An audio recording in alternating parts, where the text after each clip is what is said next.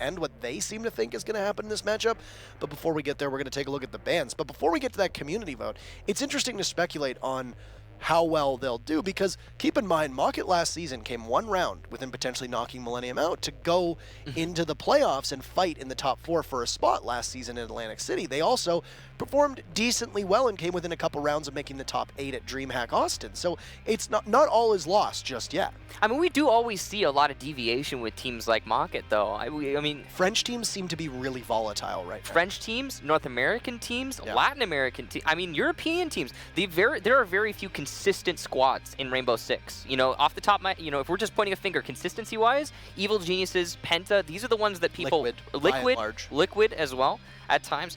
But these are the squads that people point fingers at, and they're like, oh, they're the top teams in the world, blah, blah, blah. And the reason being is because they provide a sense of stability as compared to other squads. And part of that isn't necessarily the teams and their lack of experience or professionalism or anything like that. Mostly it's just Siege. Siege can at times, by its very nature, be a very volatile game. So it's partially the platform you're working with. And I think a lot of the reason people try to imitate the Penta formula is because of how the stability that provides. So yeah, we'll see if Mockit's able to make anything happen. I do think they can. They'll be playing on border, and they will be starting on attack. Penta will be on defense. And this is become one of Penta's best top maps now, as it's become a big staple in every single region. Of course, border sees, I think, probably, if not the highest, the second highest rate of play in every region, probably behind Oregon or possibly ahead, depending on how it breaks down. And it's tough, but that's the nature of a best-of-1 series. And I mean, you can say what you want against best-of-1s, versus a team that is, thrives in a best-of-3 or a best-of-5. But the real thing with the best-of-1s is consistency over an entire season is what matters more than potentially a consistency over a best-of-3. Yeah, again, I'd like to add to that. It's basically exactly what Parker is saying. I completely agree. While best-of-1s in the immediate kind of seem like they're not offering each team as much time to develop a win, and maybe not giving the absolute result that people would expect in some situations. I think in the long term, it means that the people who are at the top and the bottom of the scoreboard are actually more definitive, because you're playing each team twice in a season, and you have way more matches and I think more games played overall as well, and just in terms of maps, actually quite a lot more. So yeah, it really comes down to playing that long game and having smart moves and tactics. Right. Like, for example, the SK play against Evil Geniuses just a while back, 2 days ago. They beat them in the ban phase. They beat them in the operator ban phase, which is incredible to watch. I mean, EG they didn't know what to do without a Thermite. And maybe they didn't actually want to have a Thermite, but the way that SK played that, with there being no Thermite and just passively holding on defense, afforded them such an advantage in the early first half of the match that they could carry it forward. And that's the sort of thing that you need to develop. That's the sort of skill that you need to work on in this season. And it just comes down to changing things up. Right. And with that change up are going to come different strategies, different role changes, and all that jazz. Pretty standard for both these teams. We'll see how they do in the matchup, but we want to know what you would think. We've speculated, of course, and now we'll take a poll of how close do you think this is going to be? How much of a blowout do you think it's going to be? And that might be the most lopsided poll that we have ever seen. At least it's the poll broke on Monday. In case anybody's curious, there was a bit of an issue in that matchup. Yeah. The poll disappeared. We got the result eventually. We did. Let's throw into the match as we continue to discuss, but by that poll, 92 to 8%, Penta should lose today. Because according to the votes over the last couple days, a lot of them have been the opposite of what the community thinks. So, and that's, we're not saying you guys are voting wrong. We're not saying that at all, because we've actually been on the same page at a lot of times. But there's been some really big upsets, is I think more what we're getting at. Yeah, the community has not gotten it always right. We haven't gotten it always right either. So, I mean, that happens. That's part of the fun, though. Honestly, is agreed. And part of the fun of a best-of-1 is that you never really know exactly what's going to happen. First ban is going to go to Ying, so Ying is off the board, and then Mockit will respond by taking Glaz out of the equation, and that is directly going to hamper Jonas on attack, as he typically will play that Glaz role, and then Mockit taking Mira as well, a flex role that has been seen, but you've seen Goga play that role. You've seen Fabian play that role. You've seen Kanto play that role on defense. They've all been able to swap up because really Penta it's 5 flex players, right? And they all just get to fill that role when need be. Legion will be taken out by Penta, and that will be Ying, Glaz, Mira, and Legion as the 4 operators taken out of action. So we will see none of them, at least for this first matchup.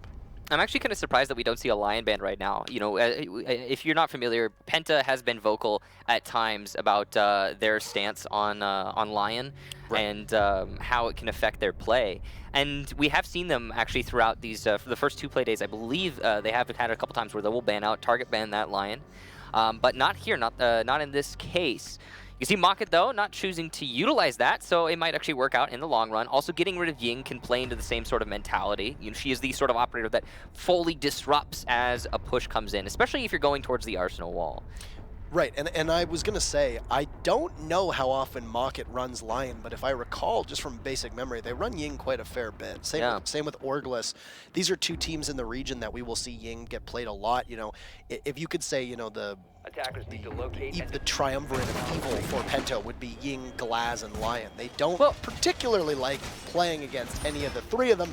And it's always a pleasure to see 2 of those get run at the same time, especially when Liquid did it in Atlantic City and it proved to be part of Penta's undoing. Yeah, and it's honestly, there's a lot of teams out there who have preference in the same regard where they don't like those kinds of operators, but it just comes down to who can do well with the tools at their disposal. So that's something to keep in mind always. It's the same conversation about like the best of 1 versus the best of 3 system. It's like, this is what we have now. Right. And you got to get used to making it work for you. You know, and there's always going to be interesting growing pains when you make changes like that, but I think for the most part, we'll see it work out in the end. There's growing pains with any changes, right? And you know, I think not just us, not just the players, the community and viewers as well.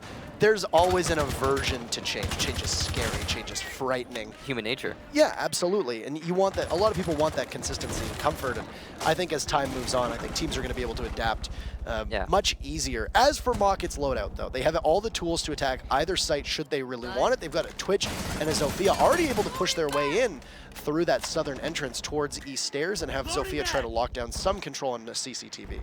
And they also have a thermite. Or security, rather. Yeah, or either one works, really. I find I use those terms interchangeably, and that's wrong. Well, wrong of me. Okay, but yeah, they also have a thermite. Mockit has a thermite, and I'm personally happy about that. As much as it was interesting to see SK counter EG by banning him in the op ban phase, it made for really stale gameplay. Right. Strategically impressive to watch, really boring. So seeing him brought out here, I'm very happy that he's going to be here, and it means we can also see the Arsenal wall push. We also saw a border matchup yesterday in Latin America where both teams banned the hard breachers. Oh boy. And you basically had a pug fest where I don't think the attack won a single round until somewhere in the latter half, if I recall correctly. I believe it was, if I recall correctly, forgive me last night, I was quite tired. I think it was Team 1 versus Boot Camp last night who did that, banning both the hard breachers. And it didn't really make for the most exciting gameplay for us to break down either. Yeah, I mean, it's because the problem... Oh, nice nade there from Panix. As the Zofia lifeline able to disrupt Cantor Raketi, he will not be in a position to fall off this position. Ravon will also get Pengu in the hallway as he attempts to barricade the door. And Fabian, the first kill for Penta, but he is swiftly refragged thanks to Panix being in great position to, well, enact that refrag. Jonas lit up. Goga putting himself at half wall. Dangerous position for the last defender. Nice shot, though, onto enemy as Jonas gets eliminated by Voy. So a 1v3. We've seen it happen before, but not this time. Enemy with the Claymore outskilling Goga, and Penta will be run through on the first round of this map. Taken out and not even checking for there to be a Claymore there. Kind of interesting to see a Claymore up that far, though. We don't always see the Claymores get put right at the doorway. A lot of times you'll see them covering CCTV, possibly even being strategically placed as that exothermic charge comes up, because we have seen a number of times you'll be able to take that wall with the thermite charge, and immediately the defenders will be there to greet you. You got a Claymore down that can kind of help you. So I'll often do that myself. Yeah, absolutely. It is a pretty good strategy, and it really depends on also your secondary gadgets, what numbers you have. If you got 4 Claymores, you can afford to put one there because you've likely got the flanks covered with the other 3. With that round, though, I really like the way that Mockit Mockit use the tools at their disposal. So they burned all the ADSs early with the Zophias, which of course is one of her biggest strengths. They lobbed the grenade in. Kanto was gone, who was playing half wall. And if I recall correctly, having a smoke play half wall is not really something you see a lot of. Usually you'd have a bandit or a Jaeger in that position.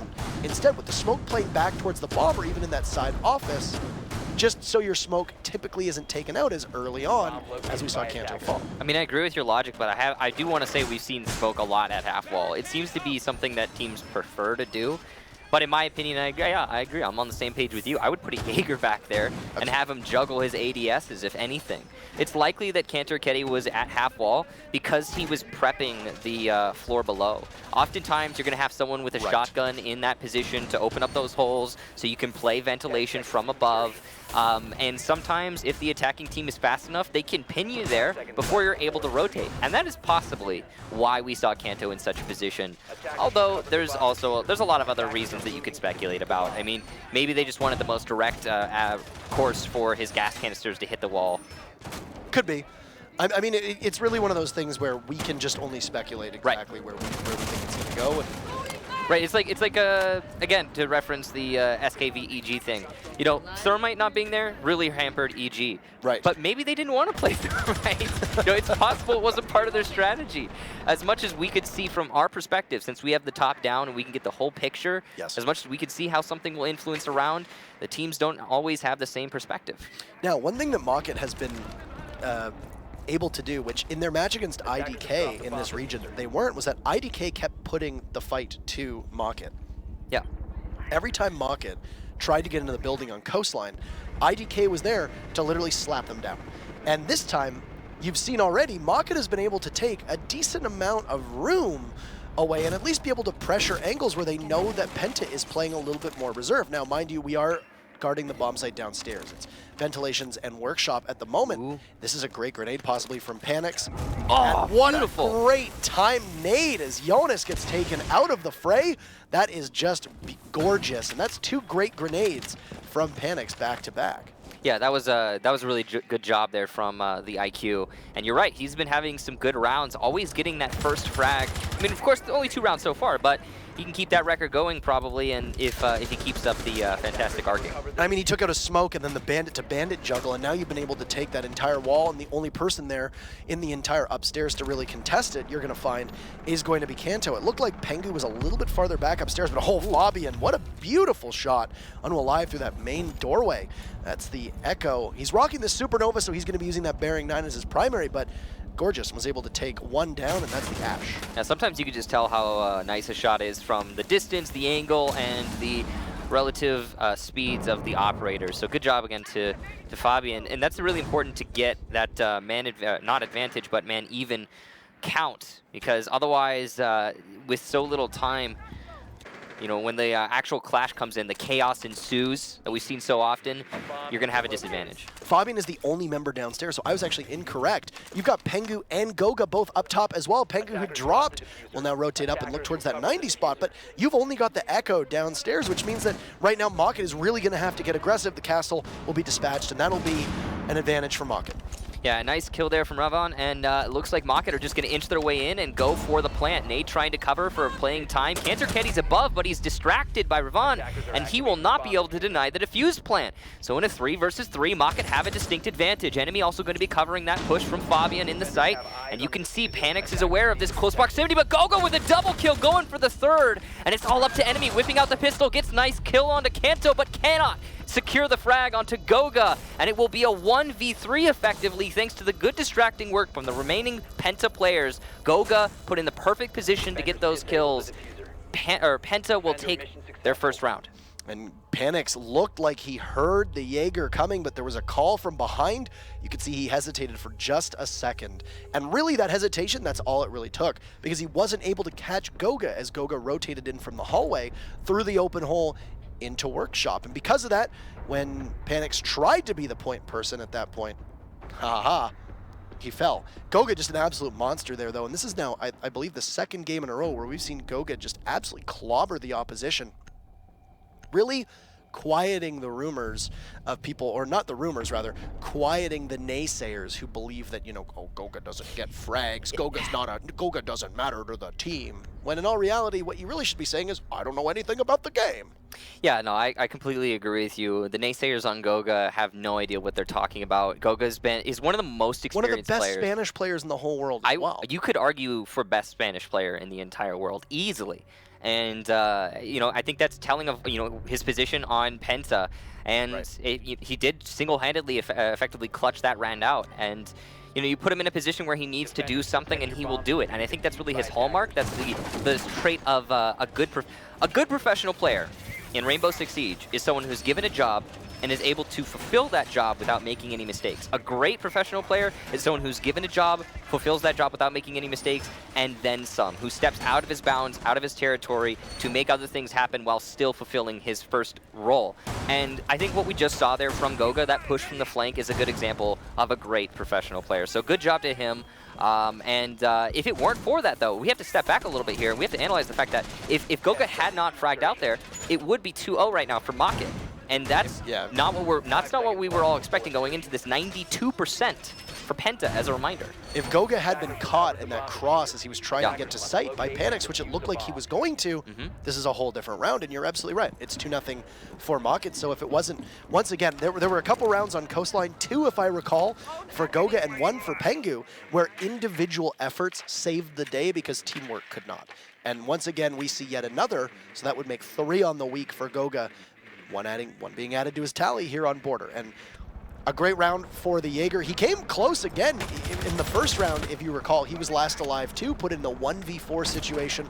He got the kill before, I guess, his untimely demise to the Claymore that was located at the main door of Armory. So with him, hey, that's a good start for him and a good start for his team, and they need to be able to thank him for it. And yeah, it's not even just a Goga issue, it's a support role issue. People see that that's what he does. They don't see numbers on the score sheet and they think, oh, well, they have 0 or 1 kills. They're not important, and that's just not the case. And another thing, people will point a finger that, oh he's, well, whatever. It doesn't really matter. Here in this match right now, you could see that Mockit, unsure where they actually want to be attacking from right now. They've got rotating. Yeah, they've got the rotate going on. They came off that CCTV push or secure. Which one are we going with here, Parker? I think security is probably the best, or monitors. A lot of people do call it monitors. Okay, so they came off of that security push. We'll hit the middle ground there, and now they're moving over to offices. So office is definitely a viable attack, but you need a little bit of time to make the push actually happen. Luckily, Penta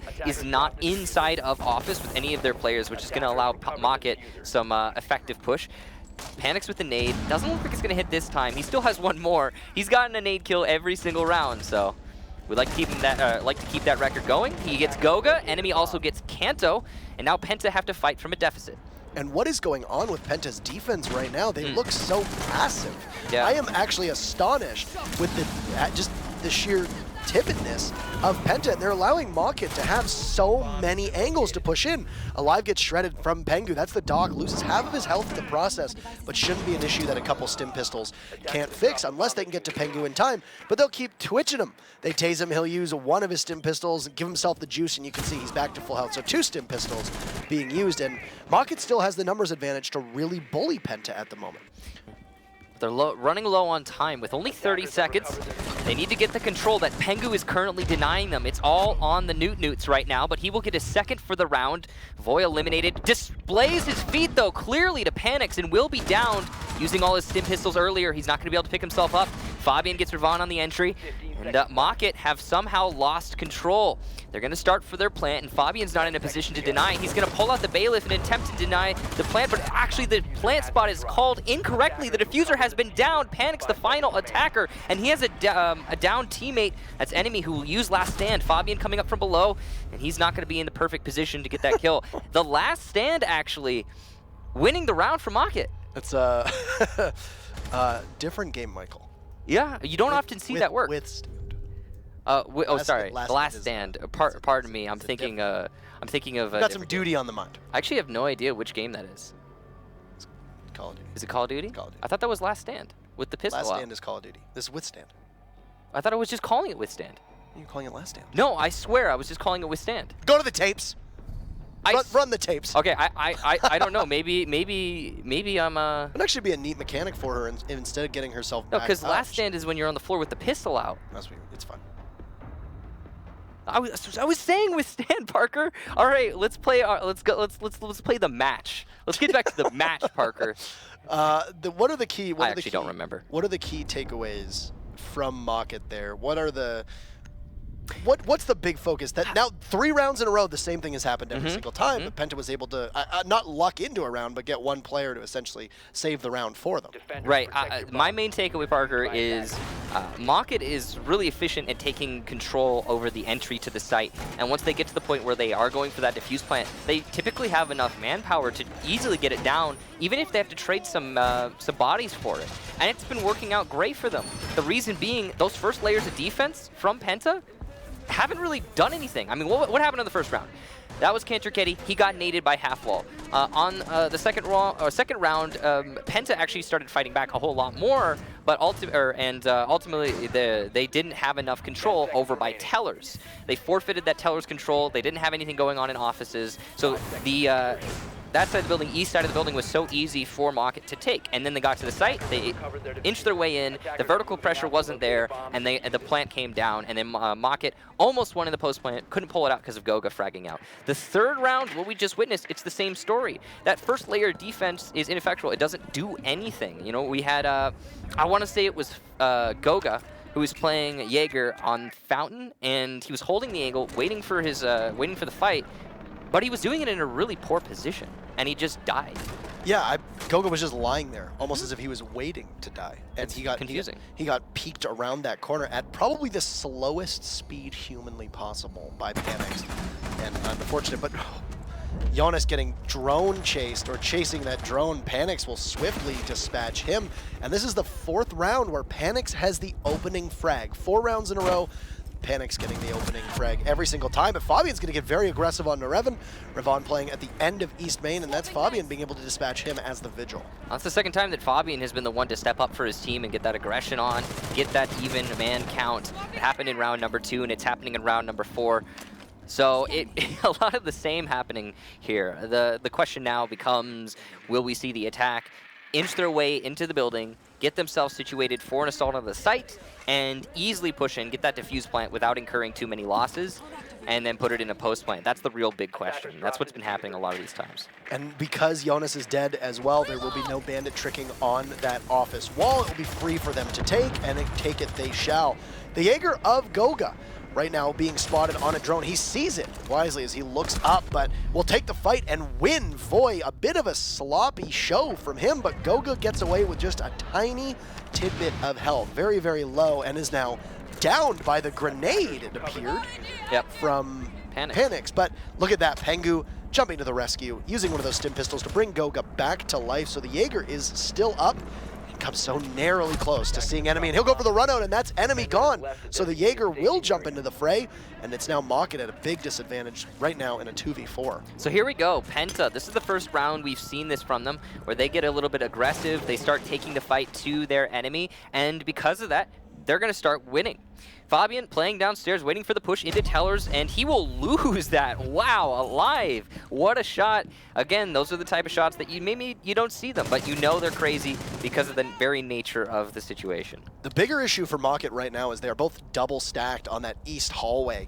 Panics will work his way towards the double doors, and there's Kanto right on the other side, alive, just looking narrowly over, but Goga will jump to his rescue over the shoulder of his teammate. The Jaeger will pick up another kill, this time onto alive, and it'll be another. Goga, where has this man come from? He'll conclude the round with Panics losing his head. Goga rotating through east stairs, and then very swiftly taking out the IQ to equalize. So Penta getting more aggressive, showing that Mockit crumples when the fight gets taken to them, which is what we saw in the very first week against in the second week against IDK. Yeah, there are a number of teams out there that are not great at dealing with pressure and direct confrontation in the game. And I think it's one of the traits that is so hard to work through. A good example of a team like that in the past was, like, for example, ENCE Former flip side, these were teams that had great strategy. They were really smart individuals, good skill individually, but they lacked something that other teams had that made it so they couldn't take a direct confrontation. And I think honestly, and I know this sounds weird, but it's confidence. When you get into a direct fight with someone, you need to have that assurity in yourself that you're going to win it, that you can, come out on top there as an individual. And the reason Goga just got that 3 or 4K in that round was pure and simple confidence. He was just pushing his opponents over and over and over again, and it was indeed, yeah, it was 4K, I believe, or even possibly an ace. It was pretty good. Fabian had gotten a kill earlier on in the round. Yeah, that's right. So it was a 4K. Not quite an ace, but also not just personal confidence, but the confidence in your team to close it out if you lose, right? Yep. Because if you go for broke and you lose that gamble and you die, even though your personal confidence was there, you now put your team potentially at a disadvantage unless, your job was to die for team, trade, etc. Yeah, I mean, the position that Goga's been playing and the play he's been playing it is exactly that. It's team confidence. It's the certainty that his team will do well even if he dies. And I have to say, having experienced it once before, it's one of the best feelings, and in my opinion, the only real way to play Siege is when you know and have confidence in your team. And I mean, there's good reason to have confidence in Penta, especially. Really? I think so. Their track record, I think, decent. More than redeems a bad round here or there. So we'll see how aggressive are they going to get this time. Jonas has actually been tasked with opening death most rounds for Penta. They've been using him that way for a number of seasons now. He's been doing a great job of it, don't get me wrong. But at the same time, he's up top. Is he going to get pressured from a grenade from Panic? Similarly to what was the second round when Mockit had to attack this site, which for the record is Ventilation and Workshop if you were watching without video. It was very easy for them to be able to take care of Jonas, whether he had an ADS there or not. Now, exact same thing is going to happen, but... Ooh, perfect timing. The bandit of Jonas will scamper off, and that's both the frag grenades of Panics essentially being wasted. All you've done with those grenades is open that office wall. Is that a wise use of those 2 grenades? In my opinion, 1, sure. 2, absolutely not.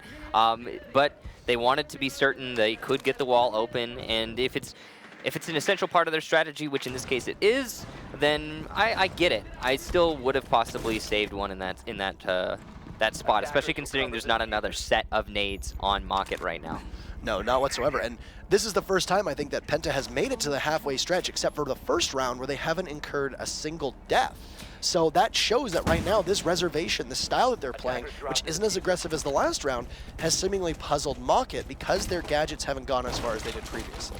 Yeah, and it's good to keep your opponent on their toes, and Penta's certainly doing that right now. But the way this round is actually playing out, aside from the man count, is similar to what we've seen in the past. The last time that Mockit attacked onto Ventilation, yes, they did lose it, but that was thanks to an individual performance, not because of the strategy. The strategy overall from Mockit was effectual, but here we go. Panic's getting that first kill, and this time onto Fabian, who has been actually the first kill usually on Penta's side.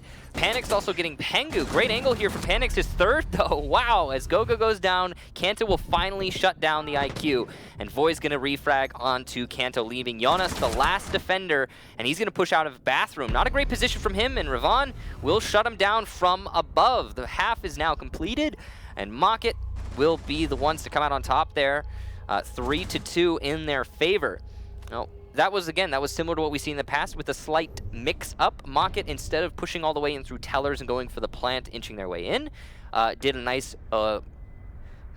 change-up and pushed their way over to Ventilation to get that diffuser plant. The biggest issue that I found for Penta in that last round was their lack of presence outside of sight. They were playing that the more passive style against Mockit, which doesn't always seem to work against them, and allowing Mockit to get really aggressive really helps the team. But Penta had very little map control. Their presence upstairs was limited solely to archives. Their presence downstairs was solely the site. They didn't have anybody in customs. They didn't have any presence in passport or lobby, east stairs, etc. And at that point, I think once Mockit came to that realization, which was about the 1.5 minute mark, Mockit very quickly encircled the site, realizing we've got all of this room to make a push with very little opposition. So there's a couple reasons why I think it's a bad thing that they're playing like that. For example, Mockit we talked about it just now. They don't do great with confrontation from the defenders. They're the sort of team that likes to execute their strategy perfectly, and sometimes these little mix-ups like Goga running out of a wall or just forcing his way into your formation can give your team a huge advantage, and that's one of the reasons Penta has gotten those 2 rounds. Well, that's the only reason Penta's gotten those 2 rounds when they were playing defense. Another reason is Penta is a very diverse team in the way that they can play. They're good at pretty much everything, but I'd say they're certainly not as good at playing the passive game as they are at playing the type of game where they take the fight to their enemy. So you've got a couple things. You've got Mockit's best way of playing, which is slow and steady, and then you've got Penta's best way of playing, just not being featured. And it's kind of like a perfect environment for Mockit, allowing them to get that 3 rounds. And aside from that, though, we also have had some minor misplays from Penta, just things that you wouldn't expect from them, basic stuff that has to be pointed at. Yeah, so it's been a very sloppy start for Penta, which is not something we're accustomed to saying, right? It happens, right? Every team has their rounds, their matches, and they've been dealing with some stuff lately. So I kind of get it, but yeah, I don't know. I wouldn't say that it's not looking great for them so far. And I say that they're losing, yes, but at the same time, we also have to recognize Mockit and how well they've been playing. So one thing to really factor in on attack now is they don't have a Ying and a Glaz at their disposal. They typically don't play a Ying. Glaz is really the only operator that they're without. Yeah. They didn't have a Mira or a Lesion. Now, it was interesting that they banned the Lesion because we see Fabian play that operator an awful lot, and Jonas, who is still searching for his first kill, will find it. Ravon, the Pulse, was just caught looking. A grenade will get hucked in from Pengu, but there's nobody right there to receive it, and at least Penta will manage to get a frag on the board within the first minute and 10 seconds. Yeah, and that's an important frag to have as well. The Pulse, super influential when you're going for that plant. Jonas going to get a second, I believe, for the actual match as Panic goes down. Panic's one of the best players so far for Mockit in this match, and it just seems like the defense from Mockit is not as stalwart as the attack. Especially considering Penta is now forced into a particular playstyle by virtue of the side they're playing. You're not going to see that timid, slow Penta that we were just witnessing on the first half, and they're definitely performing better because of that. That drone spotted out by the doorway to Workshop downstairs where Voy is playing. This is a very dangerous location for Maestro. He's not going to be able to get back to the site quickly enough. Now, if they keep him down there and they don't really utilize him, he still has the black eye, the evil eyes. My apologies, not the black eyes. The black eyes are Valkyrie's gadget. He still has the evil eyes up top that he can possibly use, coupled with the Echo. An enemy be very patient, but it does look like he'll lose one drone. He'll go for the shot on the other, so one bout of disorientation as Fabian finds Void downstairs. So those evil eyes will no longer be an influence. The plant looking to go off alive is currently in a position where he'll have to fight through. Enemy gets Pengu before getting taken down himself, and Alive will try to work his magic, but no. Goga and Fabian will close that round out to put us back at a tie.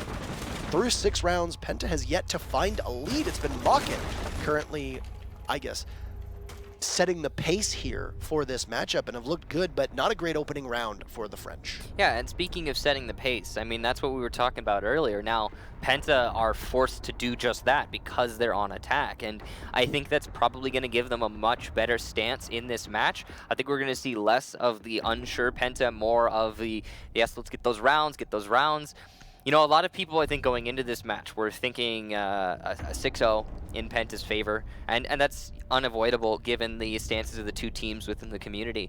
But I do think that because of the way that our half system works, it's just not as likely in this current format. Right. It's interesting to watch the teams play out on separate halves and watch whether they can close it out and then speculate, is it just a product of them defending first 5 times? Because I think this kind of goes unstated a lot of different times when we're looking at the operator pick bans, is that the defenders always get to cripple the attackers with the first attacking ban. And if you feel confident on your defense and you say, you know what, we only realistically need to win 1 or 2 attacking rounds, if we do well enough on defense, let's get rid of Hibana and sink the attackers. There's some mental games that can be played there. SKEG. I know I said it like 3 times already, but it's the best reference we have so far through this season of crippling the attackers on a map that requires a particular operator. I mean, how many rounds have we been seeing both teams bringing a Thermite? It's because he's so essential here. And him being allowed means that, you know, PENTA, they didn't have the best half on defense, and it was partially due to their style of play. The way they were choosing to handle Mockit was probably the worst they could have done. Partially it's because they were giving away kills, and partially it was because the tools that Mockit needed were accessible. Now it's the same story for PENTA. PENTA has those tools. They know what they're doing. The style of play is mixed up. So, yeah, the operator ban phase, very interesting the way it plays in this season. It's fascinating to me, and it's fascinating to see what could possibly change as well if there was some randomization to it. So, for example, the defenders always get to ban the first attacker. If that changed, would there possibly be a difference? Pengu baits Panics out beautifully, punches the window by Sandwich, and then waits for the run out, knowing that he'd be vulnerable on Repel, and that's a very easy kill to start things off. You saw that pre-fire too. There is definitely a drone inside of Archives. Good call there from PENTA, good communication to allow Pengu to secure that kill. And Panic's not feeling good about that. He has been performing pretty well for Mockit so far, if I recall correctly. And due to his lack of presence now in the round, his lack of doing anything so far on defense. In fact, here comes another run out though. Enemy finally getting Pengu. He's gonna lose a lot of HP and then his life. So PENTA's not letting that go unanswered, but yeah, two very powerful operators and players now no longer with Mockit in exchange for just the one. And you've lost the Echo as well. That was a very big gamble for your Echo to take, not expecting somebody there to possibly watch the run back in, especially when we're not even half of the round. Yeah, we're just now getting started really on the actual site take, and Kanto making his way through the Arsenal wall. He seems kind of alone right now. It looks like we actually even have an unreinforced wall on that spot. That's kind of odd. This whole situation looks a little bit different. Kanto uses his lifeline to check half wall to see if there's anyone playing it, and there is not. So PENTA is aware of what they're confronting as they push in. But very similar to a number of sites, we've got Ravon positioned in that small office to feed information to his team behind that barricade. And there you go. That's exactly why they did that. Ravon will get a couple shots through that soft, unreinforced wall and dispatch Kanto. That's a good job there from Ravon to even things out, but Void's going to be downed, and Jonas will finally secure that frag. We've also got the Thermite pushing his way into the site. Jonas has been downed, so a 2v2, and Goga falls off. There's still plenty of time here for PENTA to play this correctly, and they're going to choose to isolate and pinch on Archives, denying the rotation.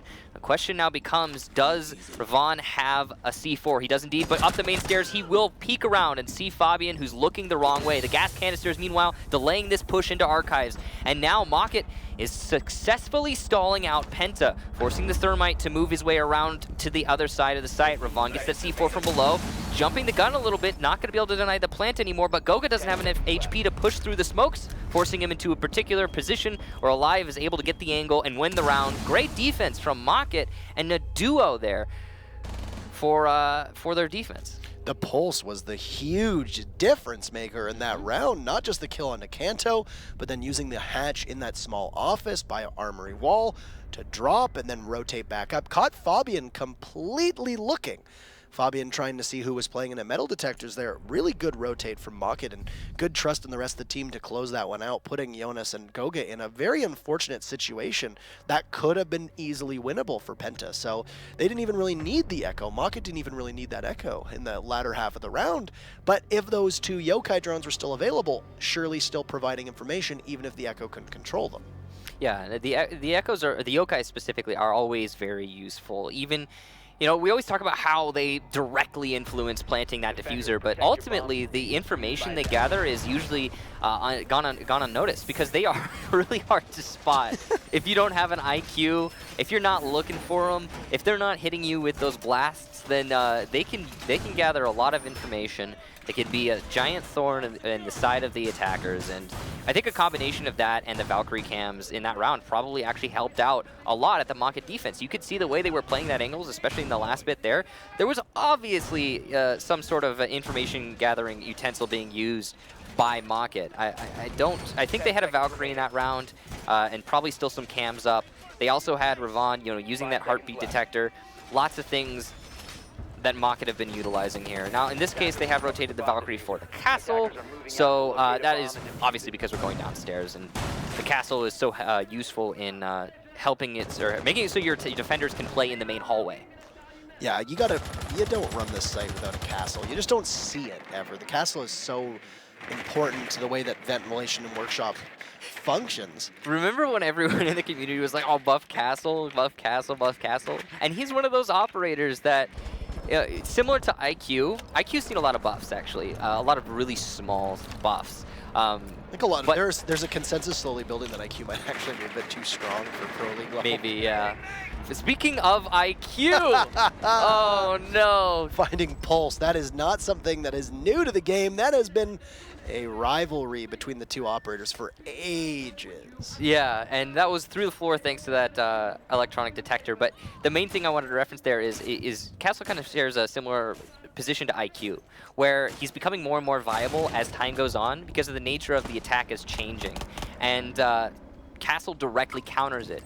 More importantly also, the understanding of everyone playing this game is slowly developing, and Castle is becoming more relevant because you can alter the way the understanding plays out of the positions in each map.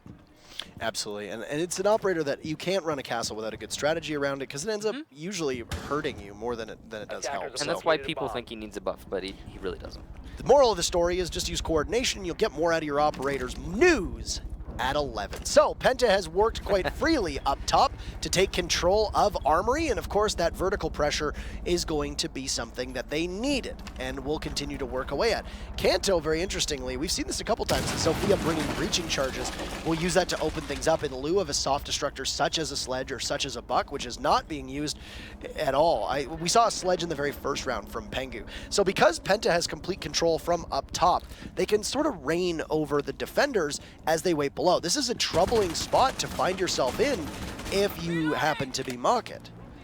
Now, Mockit definitely starting to feel that clamp down from PENTA. And speaking of feeling it, there's Alive getting dispatched by Kanto from above, and that's exactly what you were talking about. And now it's getting even worse. But Panic's able to at least give some back as Fabian eliminated. That's the IQ gone, but he's already done his job, so Fabian's not going to be too worried about that. Panics also will get Goga as the push comes in, but he's refragged by Pengu, and Cantor Ketty gets enemy elsewhere. Jonas the final kill for PENTA, and they will win yet another round. So 4-4, it just keeps going back and forth with these squads. We could possibly see a draw, at which point, keep in mind that that -9 round differential that Mockit has does not close unless they win the match. They could possibly draw and still put a point on the board, but their differential doesn't change. It also wouldn't change for PENTA, who with that 1 point would vault over IDK for first, but that's just a formality because if IDK gets 1 point out of their match against Orglis, then it possibly goes back. So as long as they don't lose. As long as they don't lose. But the big thing here right now is I'm surprised with the way that PENTA is allowing Mockit to play this style of play. And, you know, I think people need to be aware of what's going on in this particular match. PENTA are just not being aggressive. They're not. They really are not, especially on defense. It was a very lackadaisical, it was very lackadaisy. It was very jolly kind of defense from PENTA, and Mockit were able to assess the way that PENTA had things set up and then take perfect advantage of it. And there wasn't really any major changes to PENTA's defensive strategy. On attack, they've shown a bit more teeth, but you still find yourselves having given up 3 rounds through that defense, all because you didn't adapt. The one round where they got really aggressive, they did well, but then they fell back to being a bit too reserved. And like I said, major credit to the way that Mockit's been reading it, and they've been taking full advantage of everything that PENTA's been giving them. Goga's also only gotten 1 kill on this half. So far, he ended the first half with 8, now he's got 9, and he's clearly not having as much fun on the attack as he was having on defense. He's having a great time on defense. Yeah, he really was. He's, of course, been shifted to that heavy support role, but, you know, stands to reason that the frags are going to slow down. And also, worth noticing, PENTA as a team, as a unit, have been getting a much more kills across the board as compared to Mockit, who, as you can see, Panics is the individual standout along with Ravon and Enemy, but Alive and Voy really haven't woken up yet. So good teamwork across the board for PENTA, allowing them to keep this nice and even. We still haven't seen 2 rounds in a row. it's just complete back and forth and back and forth and back and forth. So that's a good point. We've seen that a couple times before, but it's very interesting when it does actually happen. It's uncommon in the five round format. So, you know, this new format, it is kind of cool to see. So, we've got 30 seconds in on this round. Jonas running the Dokkaebi, who did quite well getting the double kill early on in the one round that Penta won. But as for the strategy and what they're rolling out, look at this. The Valkyrie camera will go out, and you can see that enemy knows that there's going to be a Montaigne coming, and that's going to be Pengu. So they've taken him off of a fragging roll and put him on a support roll, and enemy going for a pre-fire through the wall, but Pengu's just waltzed right in. We've seen this a lot, actually, from Penta. A lot of people always puzzle, why put Pengu onto Montaigne? Well, because he's one of the most versatile players in the entire game. Jonas coming his way into the hallway, going to wait for the drone from his teammate, likely, before he pushes onto Panix, who is not aware of the position, but the wait is actually working towards his team's detriment. He will see the refrag onto Panix, but Fabian lost as a result of slow play there from Jonas. And the IQ is going to, that stinks that they lost their IQ for the rest of their team, because you've got the Valkyrie cameras still in play. You've got the Pulse, who can now run around quite freely without having to worry about that sensor whatsoever. And then, of course, just the fragging potential with the 2 grenades. A lot of utility that is lost from Fabian running in and not realizing that that hatch above him was open. As for Pengu, they've managed to maneuver him down into the supply room, and he can look towards customs. He's got Goga right behind him. They spot one. That's the bandit. Enemy's going to jump up, and Goga loses all but 1 health. But even with that tiny bit of health, he'll get taken down. Void with a double kill out of nowhere. The Valkyrie takes out Pengu and Goga. Jonas falls, and it's all up to Kanto Raketti. Somehow, that Montaigne ended up getting meleeed. Very interesting there. However, Kanto finds himself in a 1v1. He's almost full health. Alive is full health. It's a Smoke versus a Sophia with 45 to go. Kanto Raketti, one of the most hyped up players in all of Pro League, but rightfully so. He's going to use his drone to spot Alive, and he's got the information he needs. He's going to continue that with his lifeline. He's playing this about as perfectly as he can. Alive, playing in a really difficult position, but he maneuvers properly. Kanto going for that defuse plant, and he's likely to be successful in that endeavor. With 20 seconds left, the diffuser goes down. The challenge from the hallway, the Smoke in a bad spot, given the lack of an ACOG. He uses SMG-11 as best as he can, but he's going to have to fall off the angle. Kanto reads it perfectly and wins the round. A 1 versus 2 clutch for Kanto Raketti, and Alive unable to make it happen. And that's the first double victory. That's the first consecutive round victory that we've had so far in this whole matchup, and Penta does it right in the nick of time, as they are now going to be staring at match point. What a good time for them to take the lead, given that there's only 1 round left. So at least Penta has secured 1 point. They cannot lose, but they could find themselves in a draw. Do you think that's the final nail in the coffin for Mockit? Do you think we're going to see a loss here for them yet again for the 3rd time in the season because of that double round victory? I'm hesitant to say yes, because I mean, these rounds have been so unpredictable. It's been very hard to call. You know, on paper, I think going in, a victory for Penta was, you know, I believe it would be said as a formality. But in this case, you know, the team that is currently the worst performing team in Pro League versus the one tied for the best, it should have been a match that shouldn't have gone on this long if you're Penta. As for Mockit, you also got to realize that they've played much better than I think they've looked in their other 2 matches. And certainly, that's what I said about these French teams, is they're very volatile. They have great weeks and they have bad weeks. You know, you have Mockit storming to the finals of the French Cup, and then you have Millennium being eliminated early on in other regional tournaments after just winning DreamHack. It's very confusing, but also very intriguing to watch. And also, it's not a distinctly French trait either. I mean, we see that from a lot of other regions, in even other teams in Europe. But it is something that I think is really highlighted at times, and Mockit really giving us that show right now. You can see they're going to be going to the Armory hold. So they have a mixed result here on Armory, but given that they haven't won Ventilation yet, it makes sense that they're going to go to this site. They won the 2nd attempt at their Armory hold, but they didn't manage to make it work on the 1st time, so this is still anybody's match. Now in that last round, it did seem like absolute domination for Penta, and I know it was a 1v2 clutch for Kanto Raketti, but up until that point, it was Penta really on fire. They had a very heavy man advantage, and then Voy out of nowhere got that triple kill and allowed Mockit a chance. It just wasn't enough to keep it all going. So I do think that Mockit has lost a little bit of the control that they seem to display on defense on this second half. Yeah, and it's for Penta, it's going to be a very similar strategy. Same round of operators they're going to be using. And one of the big stories as well is this triple site rotation that we usually talk about really only comes into play if the defenders are winning. But because it's been so back and forth, we've only seen 2 sites been played so far. It's been an Armory Vents showdown between these 2 teams. Yeah, there's only been 3 defensive wins, actually. You know, it's been, like you said, it's been mostly back and forth, but only 3 total defensive wins in this match so far. And it doesn't, Mockit were the ones to lose on that back and forth. And because of that, they're now facing total defeat. Excellent job from the Monte and Pengu here to completely block off the exothermic charge of Goga. But Kanto gets very aggressive, and it'll be 2 for Mockit. This spells major trouble for Penta. They've lost their Thermite and their Zofia. The good news for them is that they were able to take out the wall with the exothermic charge beforehand. Alive gets downed, and Panics will get down. Only one gets finished off for the moment. It's Panics. They'll have to try to get Alive up. But look at Pengu and Jonas, both flashing. They are next to dead. Pengu will finish off Alive, so you've got 3 members of Mockit right now at full health. Make that 2 as Revan will absorb a lot of damage through the Beeper's doorway.